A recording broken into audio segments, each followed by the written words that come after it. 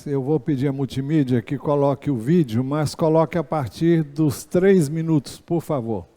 A partir dos 3 minutos em diante, porque queremos ver... deixa eu explicar. É o mesmo vídeo da semana passada, só que a qualidade da semana passada estava... Eu sou a Aline, a guia de vocês. Coloca nos 3 minutos, por favor. Começa ali e vai até o final. É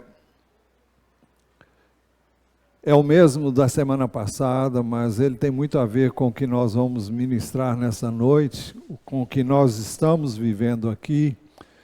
E eu creio que vai ser bem edificante ver novamente o que esperamos ver bem agora. Todos atentos, então.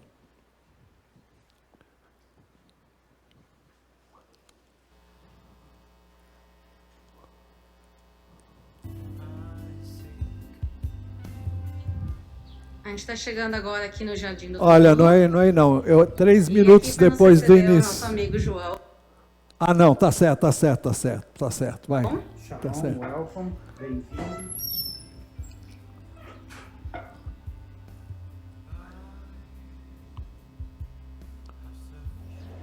A gente está agora na frente do Calvário. A gente consegue ver essa foto aqui de mais de 100 anos, que mostra o formato desse rosto que lembra uma caveira. Infelizmente, há poucos anos atrás, teve uma nevasca que arrancou o nariz e parte do formato desse rosto.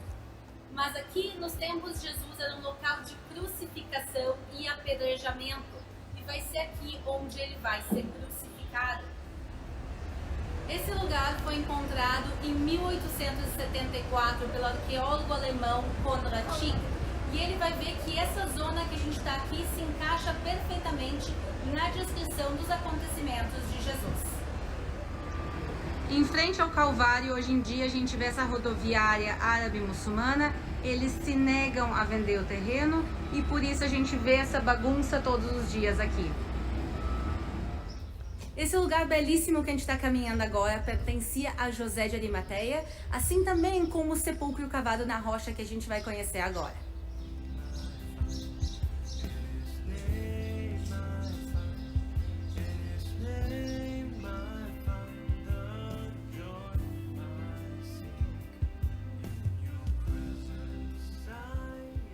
Aqui a gente vê um sepulcro cavado na rocha. Aqui na entrada a gente vê essa vala onde ficava a grande pedra que era usada para fechar a entrada do sepulcro. E agora vamos entrar e conhecer ele dentro.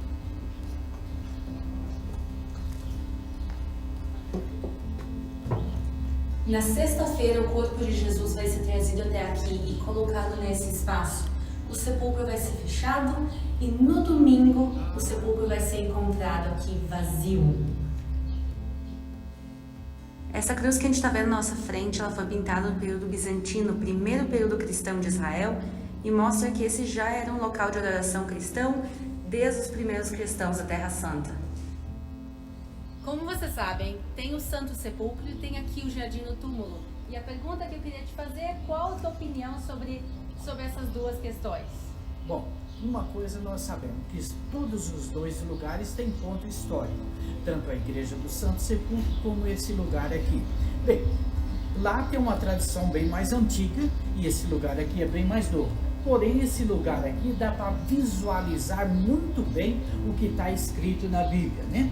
A Bíblia fala lá em João que próximo da área de crucificação havia um jardim, um lugar agrícola, e nós temos esse lagar aqui que é do período romano também. Então mostra que havia uma grande plantação de uva.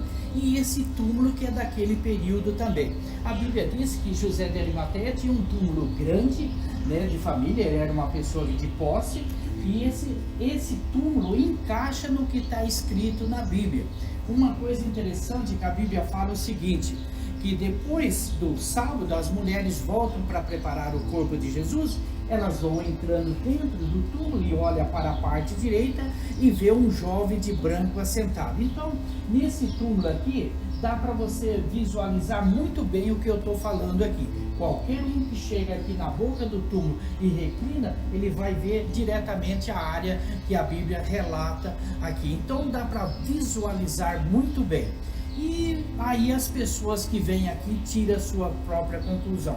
Bom, tem um ponto muito positivo aqui nesse lugar, porque encaixa no que está escrito na Bíblia e as pessoas podem ver com seus próprios olhos, né? E essa canaleta aqui, esse pequeno murinho aqui, era onde que girava a pedra. Lembra da história que a Bíblia diz? Que as mulheres estavam preocupadas quem iria rolar a pedra da boca do túmulo, né? Aí nós podemos ver algo que a Bíblia nos mostra com nossos próprios olhos. Então, muito obrigada, João. E se resume muito bem aqui no que está escrito nesse local, ele não está aqui porque ele ressuscitou, e é isso que realmente importa. E esse lugar é um lugar de muita fé e emoção. Espero que tenham gostado do passeio do dia de hoje. Se gostaram, se inscrevam no canal. Um beijo de Jerusalém e até a próxima.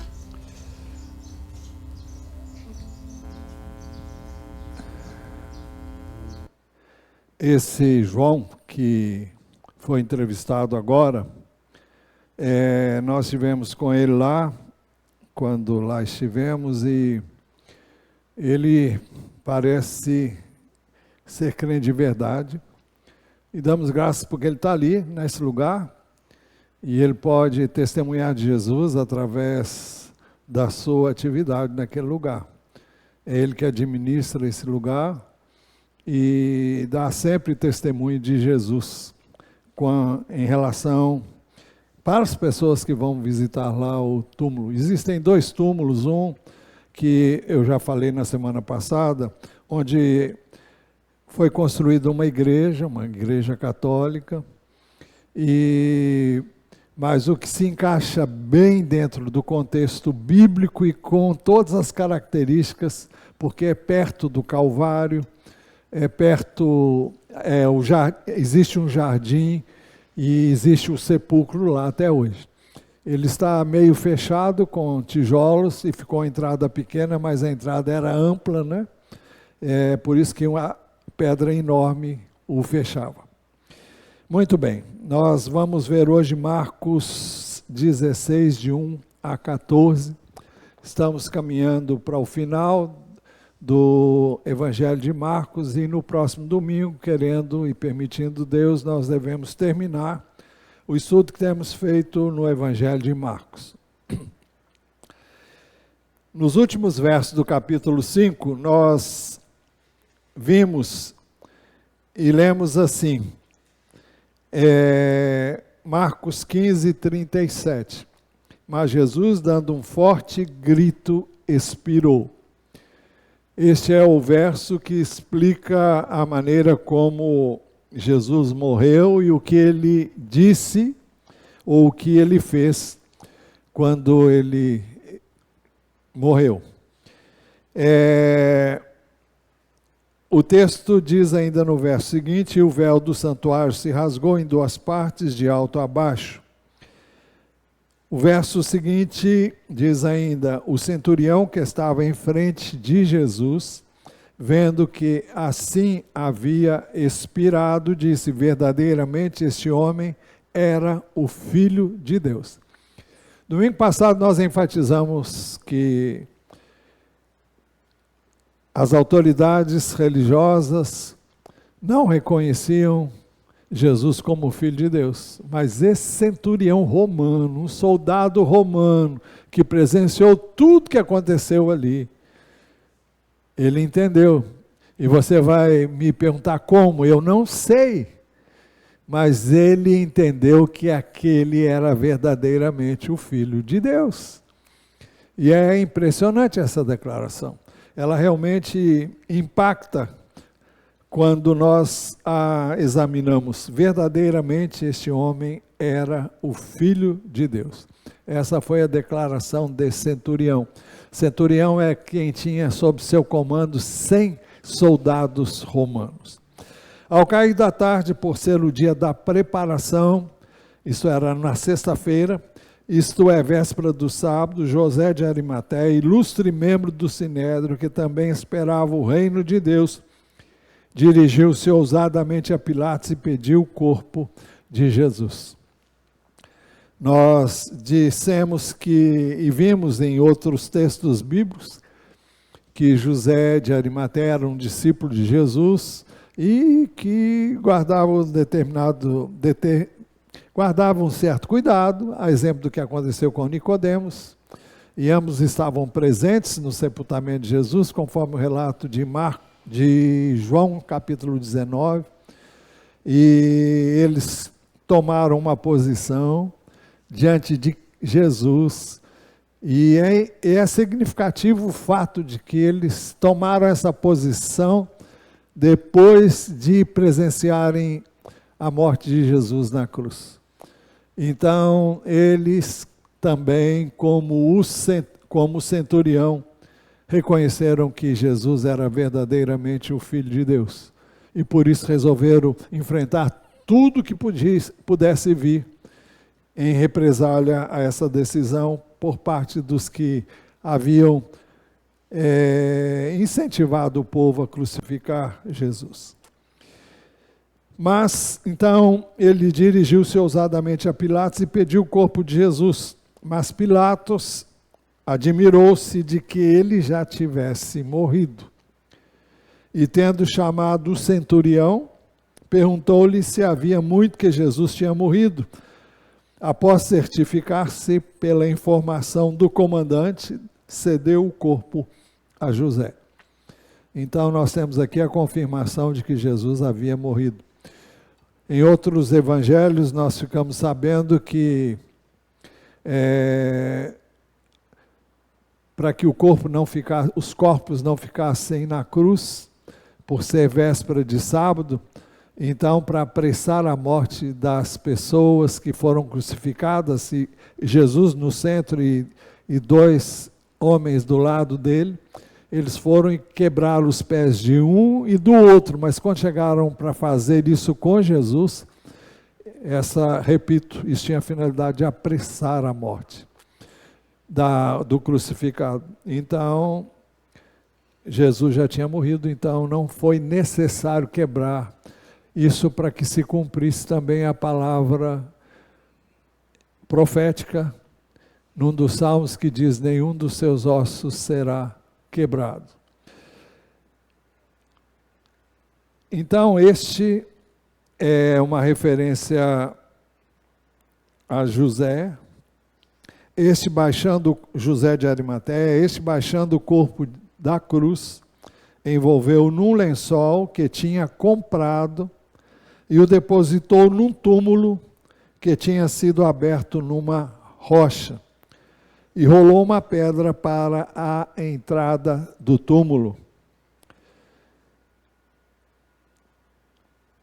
O verso 47 diz que Maria Madalena e Maria, mãe de José, observaram onde ele foi posto. Aí entramos no capítulo 16, é o último capítulo, e o texto diz: passado o sábado, 16:1, passado o sábado, Maria Madalena, Maria, mãe de Tiago e Salomé compraram óleos aromáticos para ungir o corpo de Jesus.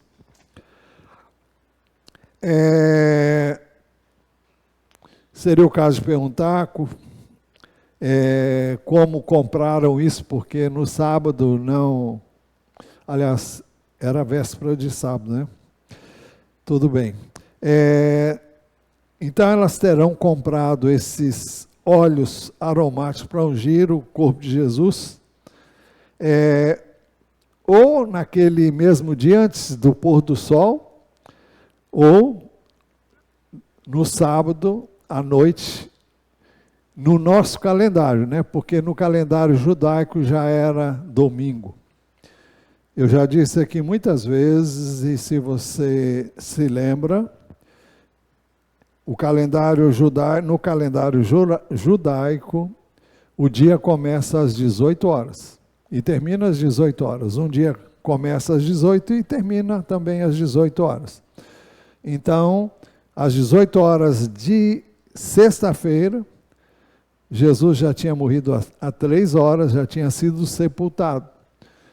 E a partir desse momento elas não podiam comprar mais nada. Então elas terão feito isso no final do sábado, que era no dia era o dia seguinte, depois que o sol teria se posto, depois do sol ter se posto, então elas poderiam ter comprado esses óleos aromáticos com os quais era comum envolverem o corpo de uma pessoa que havia morrido. Mas depois o texto diz no verso 2, e bem cedo, no primeiro dia da semana, ou seja, no domingo de manhã, bem cedo, o texto diz, ao nascer do sol, elas foram ao túmulo. O verso 3 diz, diziam umas às outras, quem nos removerá a pedra da entrada do túmulo? Era uma pedra com a qual elas não tinham forças para mover essa pedra, porque era necessário que fossem pessoas fortes que pudessem rolar essa pedra, tanto para fechar como para abrir. E elas estavam preocupadas como isso seria feito. O verso 4 diz, e olhando viram que a pedra já estava removida e que a pedra era muito grande. O texto explica que a pedra era muito grande. E no verso 5 diz assim, entrando no túmulo, viram um jovem sentado ao lado direito, vestido de branco, e ficaram atemorizadas. Na verdade, não era um homem, era um anjo que havia se manifestado na figura de um ser humano. E se você me perguntar como é que um anjo é, eu não sei, eu nunca vi. E eu não sei se algum anjo se manifestou. Na Bíblia nós não temos evidências disso, a não ser os querubins, na visão de Ezequiel, na visão do Apocalipse, que descreve como tendo asas, 6 asas, e também no livro do profeta Isaías fala sobre isso, no capítulo 6, logo no início. Mas não, ali a manifestação foi na figura de um homem. Viram um jovem sentado ao lado direito, vestido de branco. Mateus 28, 2-4 dizem assim estes versos. E eis que houve um grande terremoto, porque um anjo do Senhor desceu do céu e, aproximando-se, removeu a pedra e sentou-se sobre ela. O aspecto dele era como de um relâmpago, e a sua roupa era branca como a neve. E os guardas, com medo do anjo, tremeram e ficaram como se estivessem mortos. De acordo com Mateus, esses guardas foram depois subornados pelos judeus para dizerem que alguém foi lá e roubou o corpo de Jesus. Mas Marcos 16,5 diz, entrando no túmulo, viram um jovem sentado ao lado direito, vestido de branco, e ficaram atemorizadas. Ele, porém, lhes disse, não tenham medo. Vocês procuram Jesus, o Nazareno, que foi crucificado. Ele ressuscitou, não está aqui. Vejam o lugar onde o tinham colocado. Isso é respaldado também por outras declarações em outros evangelhos que não o de Marcos. Mas o anjo disse ainda, mas vão e digam aos discípulos dele e a Pedro.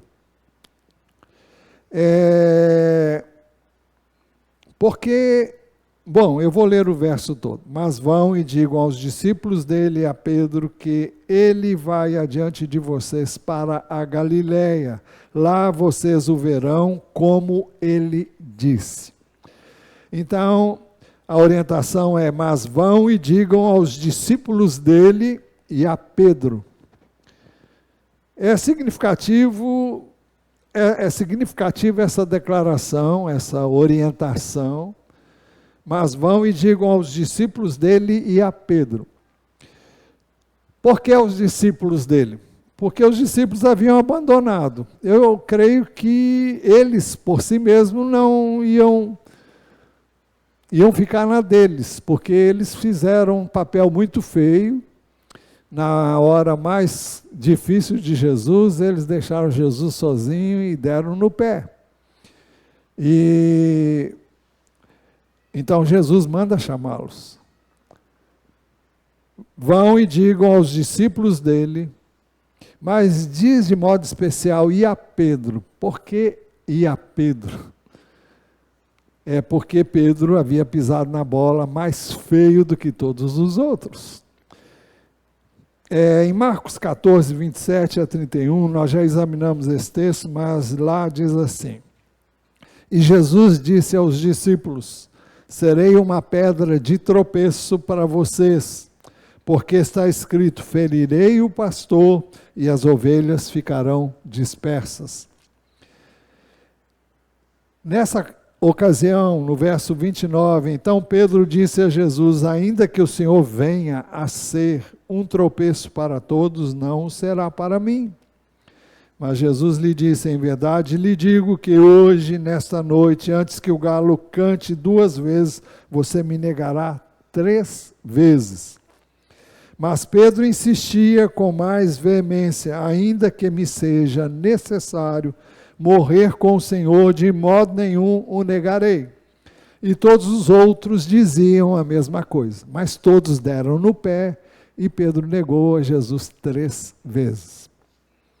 Por isso, o anjo disse: mas vão e digam aos discípulos dele e a Pedro. Dizer o quê? Que ele vai adiante de vocês para a Galiléia. Por que na Galiléia? Não sei. Lá vocês o verão, como ele disse. Então foi lá na Galiléia que Jesus marcou um encontro com eles. E em Marcos 14, 27, Jesus, que havia dito aos discípulos: serei uma pedra de tropeço para todos vocês, porque está escrito: ferirei o pastor e as ovelhas ficarão dispersas. Ele disse: mas depois da minha ressurreição, irei adiante de vocês para a Galiléia. Então, por isso que o anjo disse: e lá vocês o verão como ele disse, como Jesus havia dito, né? E possivelmente eles terão se lembrado de que Jesus disse isso quando ouvissem essa informação. E saindo elas fugiram do sepulcro, porque estavam tomadas de temor e assombro, e não contaram nada a ninguém, porque estavam com medo. Essa parece ter sido a atitude inicial delas, mas não foi o que aconteceu posteriormente pelo relato bíblico. Mas a partir de aqui nós temos um segundo relato dos mesmos fatos, de forma bem sucinta, e tudo leva a crer que Marcos escreveu esse evangelho até o verso 8. E a partir do 9 já não é mais não foi Marcos que escreveu. Assim entendem os estudiosos, os eruditos e os que examinam os textos bíblicos originais, na medida em que isso é possível, porque quanto mais antigo o manuscrito, mais autêntico ele é. Então foi a partir disso que se chegou a essa conclusão, e até porque o texto nos faz saber que daqui por diante foi uma outra pessoa e não quem vinha escrevendo. Então, o verso 9 diz assim: havendo Jesus ressuscitado de manhã cedo, no primeiro dia da semana, apareceu primeiro a Maria Madalena, da qual tinha expulsado 7 demônios. Isso coincide com o relato de João. No Evangelho de João, capítulo 20, versículo 1, diz assim: no primeiro dia da semana, de madrugada, quando ainda estava escuro, Maria Madalena foi ao túmulo e viu que a pedra da entrada tinha sido removida. Então correu e foi até onde estavam Simão Pedro e o outro discípulo a quem Jesus amava e disse-lhes: tiraram o Senhor do túmulo e não sabemos onde o colocaram. E o verso 10 diz, por isso o verso 10 diz: e partindo ela foi anunciá-lo àqueles que, tendo sido companheiros de Jesus, estavam tristes e choravam. E o verso 11 diz: estes, ouvindo que ele vivia e que tinha sido visto por ela, não acreditaram. Nós vamos ver as evidências de que isso realmente aconteceu. João relata que Pedro e João foram lá verificar. E eles não falaram nada. João relata, o Evangelho de João foi escrito pelo apóstolo João e foi ele, junto com Pedro, que foram lá verificar. E João disse que ele creu. E diz que o outro discípulo também creu, mas não diz nada com relação aos outros, e parece que a referência aqui é em relação aos outros. Estes, ouvindo que ele vivia e que tinha sido visto por ela, não acreditaram. Verso 12, depois disso Jesus manifestou-se em outra forma a 2 deles que estavam a caminho do campo.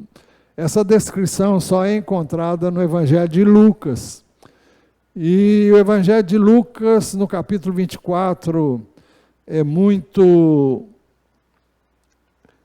importante o que nós lemos ali. Não vamos fazer isso agora, mas uma das coisas que este capítulo descreve é que 2 dos discípulos de Jesus não eram discípulos entre os 12, mas eram discípulos de Jesus. O nome de um deles era Cleopas. E o texto de Lucas 24, de 13 a 35, descreve estes 2 indo para Emaús, uma cidade um pouco distante de Jerusalém, não muito. E eles vão conversando pelo caminho e Jesus se põe junto com eles. E Jesus começa a conversar com eles. Eu não ia lá não, mas eu acho que eu vou. É quase que irresistível fazer isso, porque Lucas 24...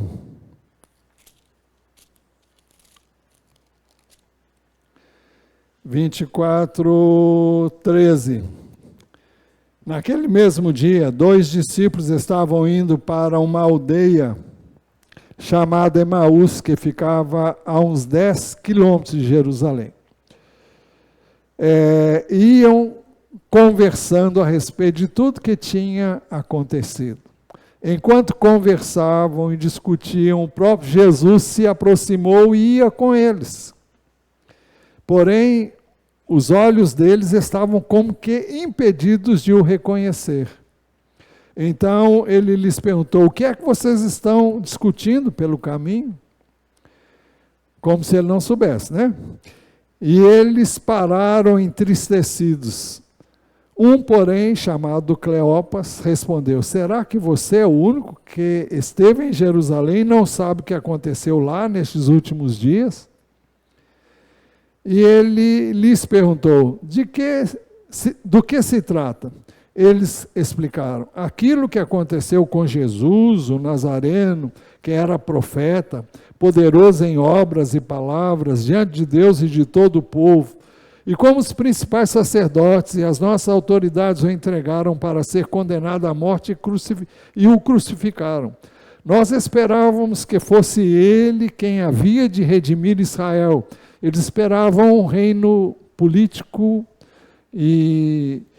um reino político que viesse libertar Israel do jugo do Império Romano. Mas, depois de tudo isto, já estamos no 3º dia desde que estas coisas aconteceram.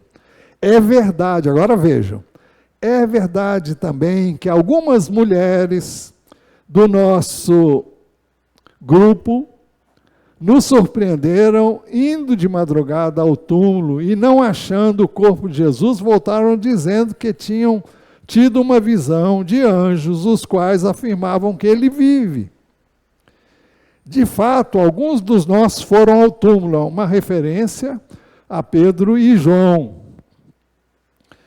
De fato, alguns dos nossos, deixa-me ver que eu já me perdi aqui, onde é que foi que eu parei? De fato, alguns dos nossos foram ao túmulo e verificaram a exatidão do que as mulheres disseram, mas não o viram. Então ele lhes disse: como vocês são insensatos e demoram para crer em tudo que os profetas disseram. Não é verdade que o Cristo tinha que sofrer e entrar na sua glória? E começando por Moisés e todos os profetas, explicou-lhes o que constava a respeito dele em todas as Escrituras. Quando se aproximavam da aldeia para onde iam, ele fez menção de passar adiante, mas eles o convenceram a ficar, dizendo: fica conosco, porque é tarde, e o dia já está chegando ao fim. E entrou para ficar com eles. E aconteceu que, quando estavam à mesa, ele pegou o pão e o abençoou, depois partiu o pão e o deu a eles.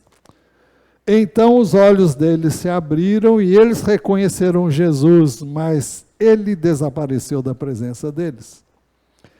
E disseram um ao outro: não é verdade que o coração nos ardia no peito, quando ele nos falava pelo caminho, quando nos explicava as Escrituras?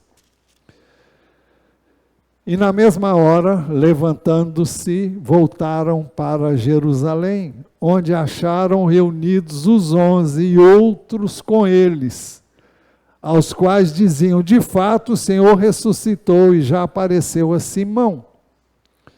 Então os dois contaram o que lhes tinha acontecido no caminho e como tinham reconhecido o Senhor no partir do pão. Mas aqui disse, em Marcos 16, 12, diz assim: depois disso Jesus manifestou-se em outra forma a 2 deles que estavam a caminho no campo. E o verso 13 diz assim: indo eles anunciaram aos demais, mas também a estes 2 eles não deram crédito. Verso 14: finalmente Jesus apareceu aos 11, quando estavam à mesa, e censurou-lhes a incredulidade e a dureza de coração, porque não deram crédito aos que o tinham visto já ressuscitado. Lucas 24, 36 a 43, diz assim: falavam eles ainda estas coisas, quando Jesus apareceu no meio deles e lhes disse: que a paz esteja com vocês. Eles, porém, ficaram assustados e com medo, pensando que estavam vendo um espírito. Mas ele lhes disse: por que vocês estão assustados? E por que surgem dúvidas no coração de vocês? Vejam as minhas mãos e os meus pés, que sou eu mesmo. Toquem em mim e vejam que é verdade. Porque um espírito não tem carne nem ossos, como vocês estão vendo que eu tenho. Dizendo isso, mostrou-lhes as mãos e os pés. E por não acreditarem eles ainda, por causa da alegria e como estavam admirados, Jesus lhes disse: vocês têm aqui alguma coisa para comer? Então lhe apresentaram um pedaço de peixe assado, e ele comeu na presença deles. Bem, é assim que Marcos descreve a ressurreição de Jesus Cristo. Os próprios discípulos de Jesus não creram quando ficaram sabendo que ele havia ressuscitado. Jesus bem que os avisara: olha, eu vou ser preso, eu vou ser condenado, eu vou ser vilipendiado, vão fazer tudo que vocês sabem que fizeram com Jesus. Ele previu isso, está registrado no Evangelho de Marcos, no capítulo 8, no capítulo 9 e no capítulo 10. Por 3 vezes Jesus disse as mesmas coisas, com algumas pequenas diferenças e detalhes. Mas o texto diz que eles não podiam compreender essas coisas quando Jesus lhes falava. E a incredulidade dos discípulos é a maior evidência da veracidade dos fatos. Porque os evangelhos não buscam encobrir nada. E as fraquezas dos discípulos são expostas para que todos nós vejamos e saibamos que nós não somos muito diferentes deles. Quando está tudo bem, nós cremos em Deus e amamos a Deus, mas quando as coisas ficam complicadas, parece que Deus não olha para mim, parece que Deus não me vê, parece que Deus não me ouve. Não é assim que a gente fala? E nós somos bem semelhantes aos discípulos de Jesus.